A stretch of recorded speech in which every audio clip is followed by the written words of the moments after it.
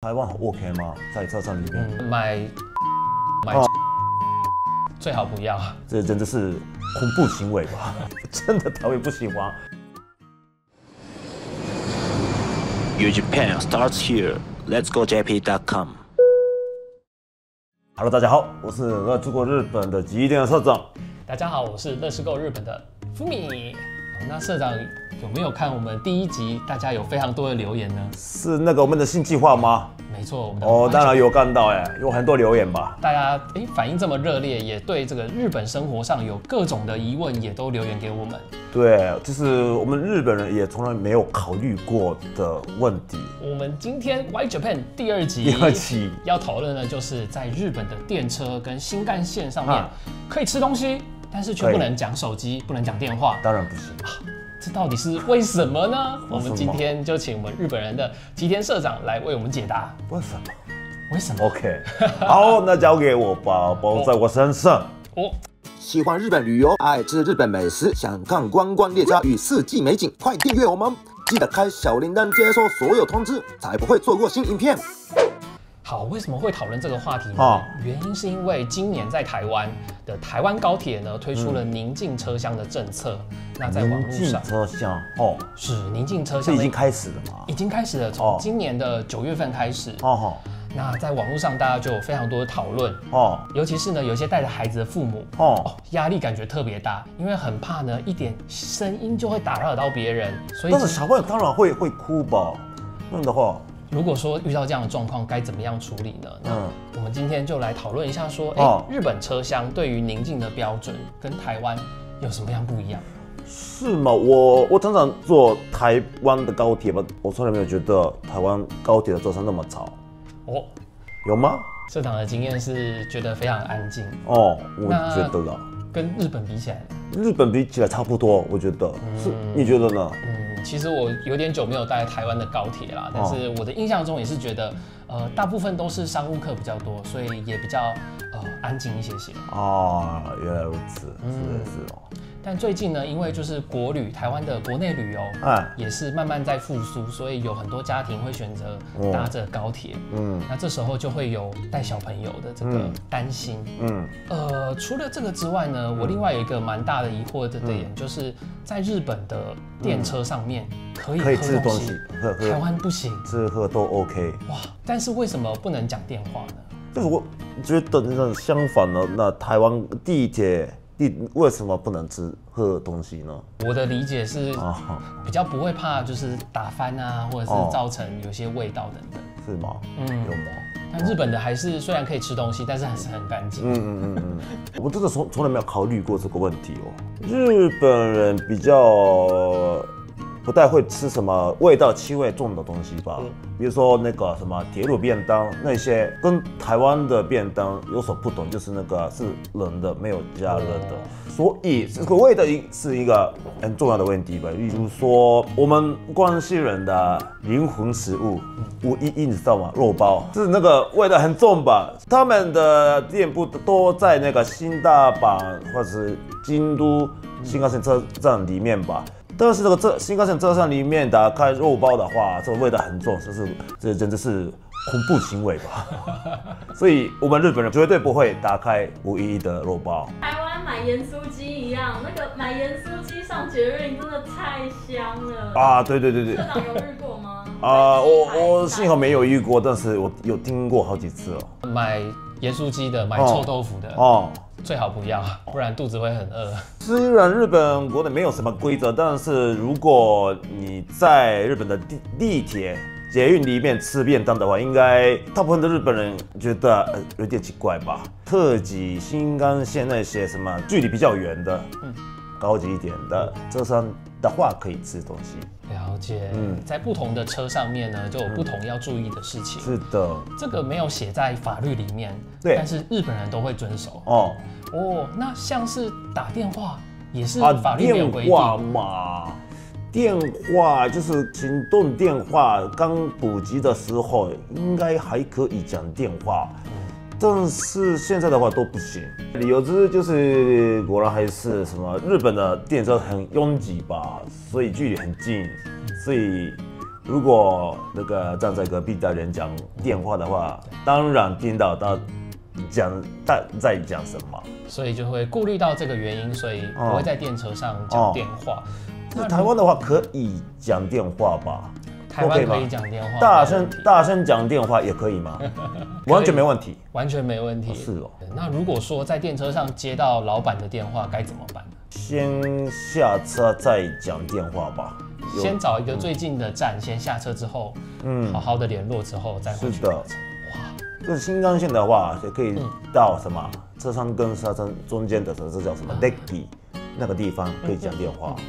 哦，就是找一个不会影响到别人的地方讲啊。请问社长自己在电车或新干线上接到电话，也是一样的处理方式？我不接，我个人很讨厌打电话过来的人，所以我不接，都不接。不管在车厢里面，还是说走路，或者是在家里，都不接。真的讨厌，不喜欢这个电话这个工具，因为跟别人讲话的时候，我是把自己的个性嗨一点，所以打电话过来的话，需要把我说私底下的什么 tension 要拉高一点，所以我觉得有一点麻烦。感觉很多日本人都会有这样的包袱吧？我不接。我也是刚到日本的时候，对于讲电话这件事情会有点恐惧。除了日文不好之外，要非常的 tension 要起来，然后让对方感受到很开心的感觉，我觉得压力会很大。但即便是在车厢内不讲电话，那大声交谈或者是聊天可以吗？当然不可以吧？哇，也不可以啊。台湾 OK 吗？在车厢里面可以大声讲话吗？台湾可能比较轻松一点点，喜欢跟人家分享事情，所以都聊很大声。关西地区大阪、京都的话就是大阪吧，大阪人讲话比较大声一点，所以我比较习惯在车厢里听到大声讲话的声音。那东京很安静吧？我觉得。对，相较起来，我觉得很多。尤其是通勤时间，明明就车上那么拥挤，但是却鸦雀无声。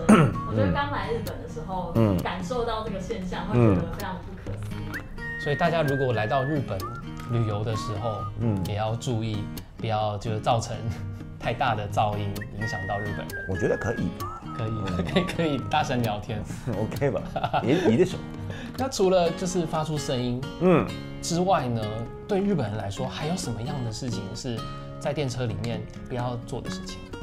我觉得果然还是什么行李箱吧。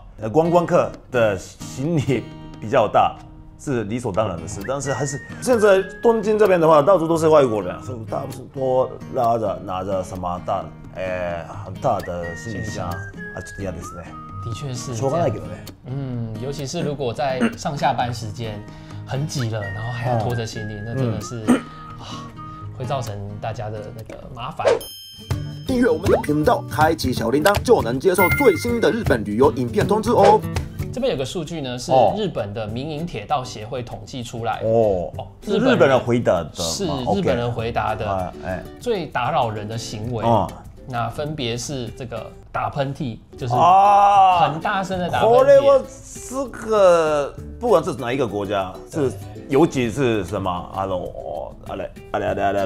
疫情结束之后，都很迷惑吧？赶快把口罩戴起来。第二名呢？第二名呢是不当坐姿，就是把脚开很开一个人占2个位置、3个位置这样。哇，遇到这种真的是很想把他脚这样压下来。第3个呢，就是我们今天有讨论到，很嘈杂的对话嬉闹。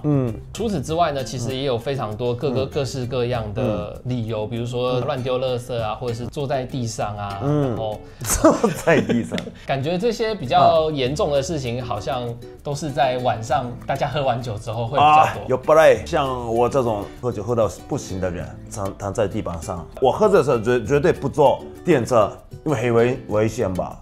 所以我去宴会回家的时候，也绝对会坐计程车，要不然很危险吧？很危险，真的很危险。有时候会看到睡在电车座椅上，直接躺在那个椅子上一排的，睡在月台，会觉得好危险，好怕它掉下去哦。那社长有没有遇过，就是让你自己觉得搭电车的时候遇到这样子的别的客人，觉得很讨厌，或是觉得很被影响？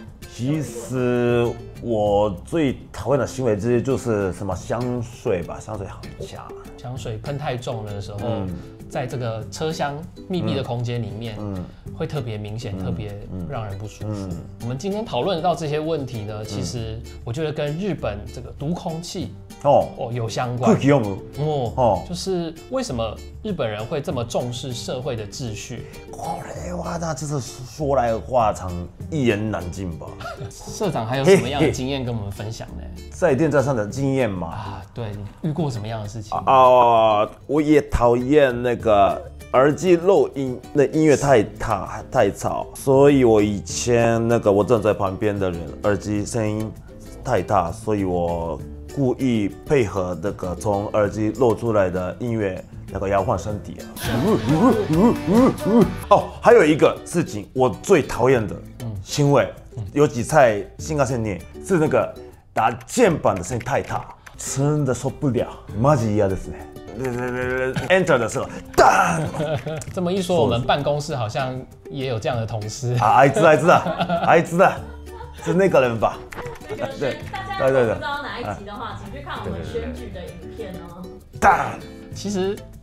像刚刚社长讲的，戴耳机的，或者是讲电话的，他们都是非常专注在做那件事情，所以呢，常常会忽略掉一些身边的危险。也有一个迷因，就是你讲说，就是你拿一个任何东西给一个讲电话的人，他都会接下来，因为他认真在讲电话，手上越来越多。好，社长，我还有一个问题想要请教你。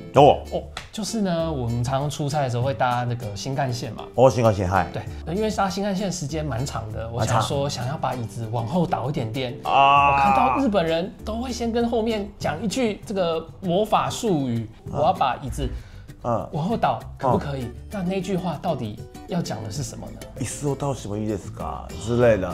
我个人觉得不用问那种什么鸡毛蒜皮的小事哦。所以社长都很帅气跟他说没问题，没问题啊，どうぞ可以，どうぞ。那社長要往后倒的时候也不会讲这一句。